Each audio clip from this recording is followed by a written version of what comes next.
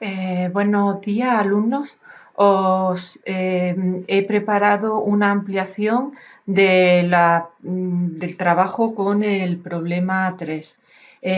Bueno, concretamente lo que vamos a hacer es el rendimiento exergético de la caldera y del intercambiador abierto y además, para que lo terminéis de comprender, hemos añadido una fuga de calor en la turbina y vamos a ver cómo afecta a los cálculos del problema. Para empezar, partimos de los datos de cada uno de los puntos del ciclo con sus variables termodinámicas ya localizadas, ya determinadas. Que esto, bueno, esto se hizo en el problema 3 original. Partimos ya de un diagrama TS conocido y también, bueno, partimos como dato el valor de la extracción que se hace en el escalón de 7 bares de la turbina, ¿de acuerdo?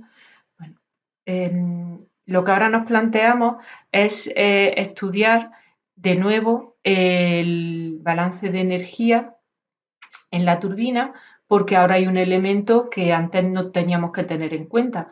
Normalmente en estos problemas las turbinas se consideran adiabáticas, ¿de acuerdo? Por eso no se pone transferencia de calor en las mismas. Si bien en la práctica, cuando las turbinas pasan los años, sí pueden tener pérdidas de calor debido a que el aislamiento térmico que las rodea se llama calorífugado, es muy fácil que se deteriore en las continuas labores de mantenimiento de la turbina. Es como una lana de roca, un aislamiento térmico muy bueno, rodeado de una chapa de aluminio que es muy fácil que se vaya abollando y desencajando con el paso de los años y de las puestas, quitar y poner. Bien, cuando hacemos el balance de energía es como lo hacíamos antes, solo que ahora tenemos que añadir un término más, es decir, el salto entálpico en la turbina no solo se invierte en producir potencia en el eje, sino que hay una fuga de calor. En este caso es dato del enunciado y su valor son 20 kilovatios. Precisamente porque el dato nos lo han dado en kilovatios, el balance lo estamos haciendo en términos de potencia, ¿vale? Entonces esto es potencia calorífica, esto es potencia entregada en el eje y la entalpía la multiplicamos por el flujo másico para que pasarla a kilojulios segundo, es decir, a kilovatios, ¿vale? Por lo demás se hace igual, hacemos la entalpía de 1 hasta A con el flujo total de la turbina y la entalpía desde A a 2 con un flujo un poco más pequeño porque esta etapa tiene lugar después de la extracción. Bien, despejamos la potencia de la turbina y obtenemos que son 609,87 kilovatios. Bien, si queremos ver cómo esto afecta al rendimiento, pues tenemos que hacer un balance parecido para la bomba y otro para el calor aportado en el ciclo. El calor aportado, bueno, esto sería la potencia de la bomba y esto sería la potencia calorífica aportada al ciclo en la caldera, que no es otra cosa que el salto entálpico entre las entrada y la salida de la caldera multiplicado por el flujo másico que circula por la misma. Esto nos permite obtener el resultado en kilovatios y podemos plantear la ecuación del rendimiento del ciclo en esta ocasión en términos de potencia. Simplemente a la notación original le añadimos un punto para determinar que son julios por segundo. Bien, si ahora hacemos bueno, por supuesto, comentaros que se ha reducido un poquito el rendimiento en el ciclo debido a la fuga de calor que hemos comentado al principio. A continuación vamos a ver cómo afecta esta fuga de calor al balance de exergía. El balance de exergía es parecido al balance de energía, ¿vale? Solo que también se conserva la exergía. En este caso, pues el flujo de exergía a la entrada se invierte en producir trabajo, que es todo exergía, en una pérdida calorífica de la cual parte esa exergía, la energía disponible en el calor, ¿vale? Es la potencia calorífica multiplicada por el factor de disponibilidad. Para ello usamos la temperatura de pared, que es la temperatura a la que tiene lugar el intercambio de calor entre la turbina y el entorno. Y bueno, el flujo de entrada, además de en estos dos términos, pues tenemos dos flujos de salida y una pérdida de energía, un término de energía perdida. Para obtener los flujos de las corrientes, pues bueno, partimos de los datos de energía específica respecto a la energía del ambiente, ¿vale? Que ya aprendimos a calcularlos cuando estuvimos explicando el problema 3 original. Estos flujos van multiplicados por sus respectivas corrientes básicas, que es la corriente total y la fracción, ¿vale? Aquí entra el total, aquí sale la fracción X y aquí 1 menos X, pues estas fracciones se tienen en cuenta en el cálculo y obtenemos los kilovatios de cada corriente de flujo de energía. Bien, podemos despejar la energía perdida y obtenemos que son 33,56 kilovatios. Vemos que la energía perdida también ha aumentado. La ecuación anterior se puede plantear como un diagrama de flujo y es muy visual, de tal manera que esa energía que tenemos a la entrada realmente equivale a un vector de flujo pues, de gran tamaño que se invierte en gran medida para producir el trabajo, que ya hemos dicho que es todo energía. Hay una parte una parte de esa energía se va con el calor que se transmite al ambiente, pero en este caso la energía es la parte disponible de ese calor, la parte de energía disponible en el calor. Tenemos también que sale del volumen de control de la turbina un flujo de, por la extracción en A y otro flujo por la salida final de la misma y al final pues por conservación determinamos la energía perdida, ¿de acuerdo? Es más visual, pero es un poco repetitivo. ¿Por qué lo planteamos entonces?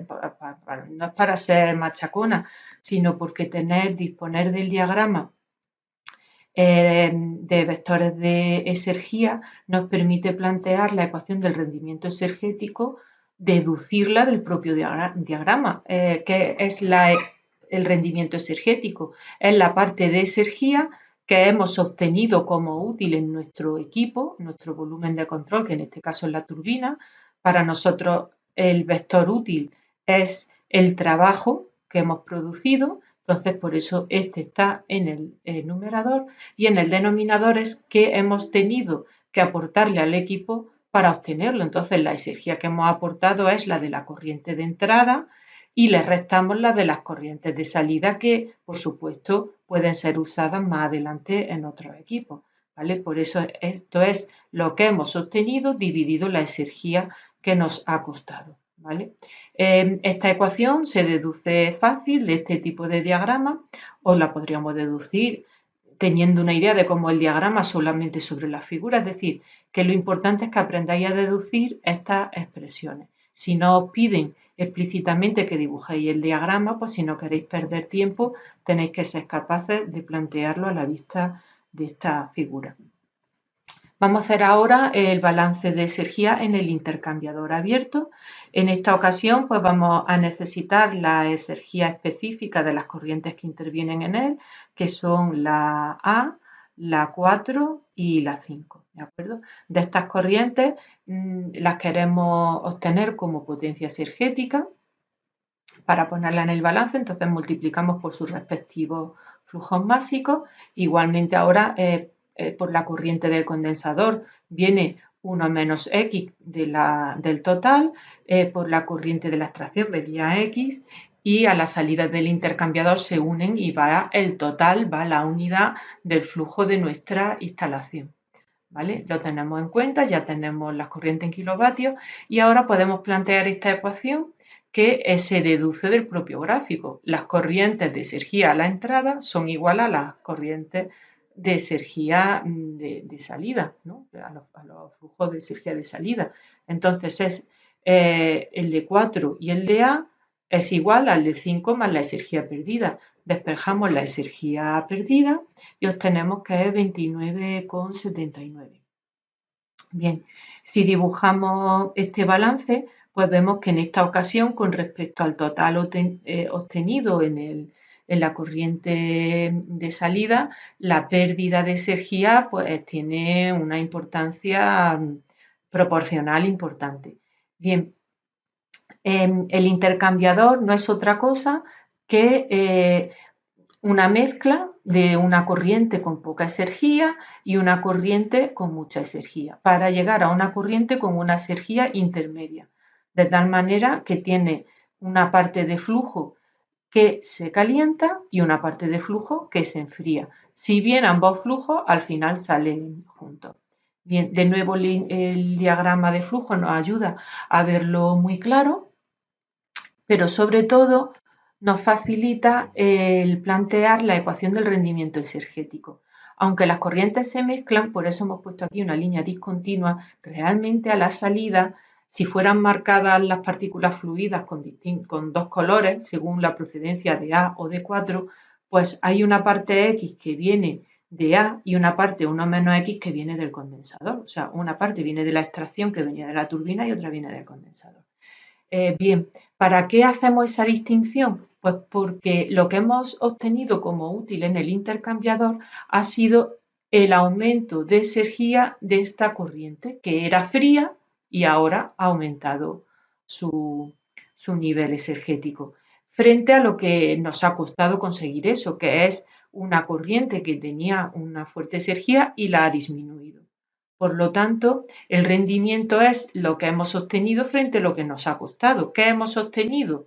La diferencia entre B.5 en la parte 1 menos X menos lo que ya tenía de origen, porque realmente la exergía, el flujo venía del condensador con un poquito de exergía, una cosa pequeña, pero no venía a condiciones ambiente, venía a unas condiciones un poquito mejores. ¿Vale? ¿Y qué hemos obtenido? Pues precisamente hemos obtenido la diferencia entre la parte de corriente, que es X, que ha entrado con un gran volumen de energía, pero a la salida pues ya iba más baja. ¿Vale? Entonces, esta diferencia entre entrada y salida de la corriente que en origen era caliente, pues la ponemos en el denominador. ¿Vale? Es muy fácil plantear esta ecuación, ¿vale? A la vista de este diagrama y por eso insisto en el interés de que sepáis hacerlo. Además, los diagramas se pueden hacer por volúmenes de control, como vemos aquí, para turbina y para intercambiador abierto, pero además entre ellos se pueden conectar, porque la corriente A que entra en el intercambiador procede de una de las corrientes que sale de la turbina, concretamente en la extracción. Entonces, bueno, pues así podemos ir engarzando cada uno de los equipos que intervienen en una instalación. Por ejemplo, podríamos hacer el balance de energía del condensador y ponerlo entre estas dos corrientes, ¿vale? De esa manera, pues se puede completar, como digo, una instalación completa, ¿vale? Espero que lo hayáis entendido y os animo a que, bueno, me planteéis las dudas en el foro y, bueno, que espero que estéis comprendiendo los problemas y que seáis capaces de haceros con la asignatura y nada, saludaros y ánimo. Adiós.